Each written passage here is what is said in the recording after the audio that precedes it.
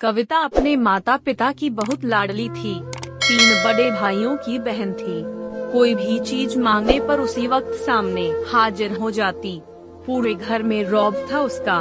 पूरे परिवार और नौकरों पर राजकुमारी की तरह हुक्म चलाती थी कविता। स्कूल में भी पूरा रौब था उसका। बड़े घर की लाडली जो थी वह। ऐसे ही उसने कॉलेज में दाखिला लिया। उसके ठाठ बाट, बड़ी गाड़ी में आना जाना, हर दिन नया फैशन देखकर हर कोई उससे दोस्ती करना चाहता था। थोड़ी ही दिनों में उसके बहुत से दोस्त बन गए। पूरे कॉलेज में उसकी अपनी ही एक पहचान थी। इन दिनों उसके घर एक रिश्ता आया। खानदानी लोग थे और पापा की पुरानी जान पहचान थी उनके साथ। कविता के साथ कोई जबरदस्ती नहीं थी, पर कविता ने फिर भी हाँ कर दी, क्योंकि वह अपने परिवार से बहुत प्यार करती थी। वह जानती थी कि वह लोग उसका अच्छा ही सोचेंगे। लड़के का नाम राज था। राज काफी पढ़ा लिखा और समझदार लड़का था। ससुराल वाले भी बहुत अच्छे थे। ससुराल में कविता की जगह वैसी ही थी जैसी कि मायके में। कोई भी कार्य कविता की सलाह के बिना नहीं होता था। सब कीला डली बहू बन गई थी वह। फिर उसके घर एक बेटे का जन्म हुआ। राहुल कविता को जान से प्यारा था। पोता पाकर ससुराल वाले तो फूले नहीं समाते थे। कविता कभी कभी सोचती कि उसकी किस्मत कितनी अच्छी है। उसका हर अपना उसे कितना प्यार करता है। चाहे जीवन में कैसा भी समय आए, मेरे अपने हमेशा मेरे साथ हैं। मैं कभी अकेली नहीं हो सकती। कितनी खुशकिस्मत हूँ मैं। पर शायद कविता की खुशियों को उसकी अपनी ही नजर लग गई थी। एक दिन वह मायके जाने की जिद कर बैठी। राज को बहुत काम था, लेकिन वह फिर भी उसे ले गया। रास्ते में उनकी गाड़ी अन्य गाड़ी से टकरा गई। कविता, राज और राहुल बहुत बुरी तरह से जख्मी हो गए। काफी दिनों के इलाज के बाद राज और राहुल तो ठीक हो गए, लेकिन कविता पूरी तरह ठीक ना हो सकी। सर पर चोट लगने के कारण वह अपनी आँखों की रोशनी खो बैठी। अब कविता की किस्मत जैसे उल्टे पांव चलने लगी। मायके वाले कुछ दिनों तक उसे मिलने आते रहे, फिर कभी कभार फोन ही करके पूछ लेते कि अब कैसी हो। धीरे धीरे ये सिलसिला भी कम हो गया। ससुराल वालों की सहानुभूति भी कम होने लगी। घर में किसी को पास बैठने के लिए कहती तो जवाब मिलता, बहुत काम है, अब तुम भी हाथ नहीं बंटा सकती। राज भी चिड़ा हो गया था।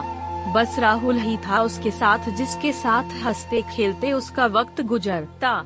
एक दिन कविता के हाथ से कुछ सामान गिर गया, जिसकी वजह से राहुल को हल्की सी चोट लग गई।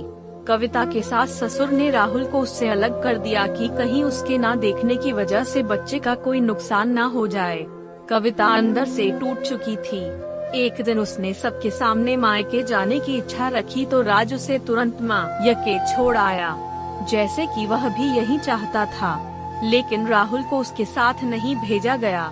कविता कभी राहुल से दूर नहीं रही थी, पर अपनी कमी के कारण उसने ज्यादा बहस नहीं की। कविता को लगा कि वह 3-4 दिन वहाँ रहेगी तो थोड़ा हवा पानी बदल जाएगा, क्योंकि वह कितने दिनों से कहीं भी बाहर नहीं गई थी। घर वाले भी इतने दिनों बाद उसे देखकर कितने खुश होंगे। कविता के घर पहुँचने पर सब लोग बहुत खुश हुए। खाने में सब कुछ कविता की पसंद का ही बना था। उसने अपने मम्मी पापा और भाई भाभीओं से दिल खोलकर बातें की। उनके छोटे छोटे बच्चे भी बुआ के साथ घुल मिल गए थे। रात को सोने के वक्त जब वह कपड़े बदलने लगी तो उसे पता चला कि उसका बैग तो बहुत भरा हुआ था। वह सब समझ गई।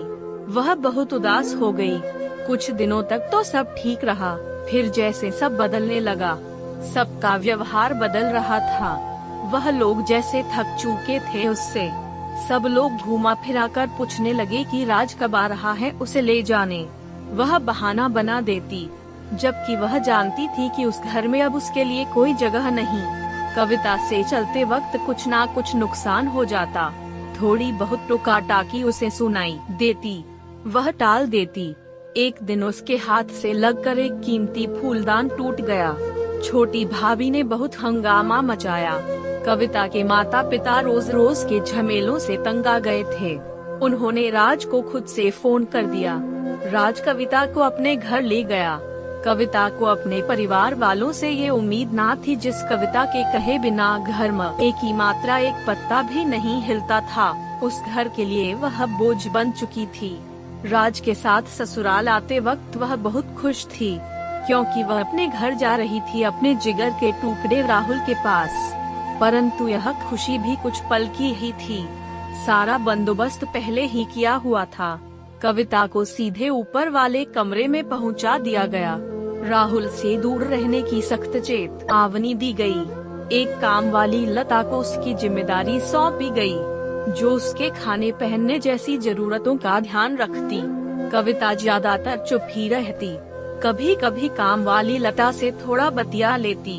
उसके जरिए राहुल का पता चल जाता। सबकी लाडली बेटी और बहू सबके लिए लाडली से बोझ बन चुकी थी।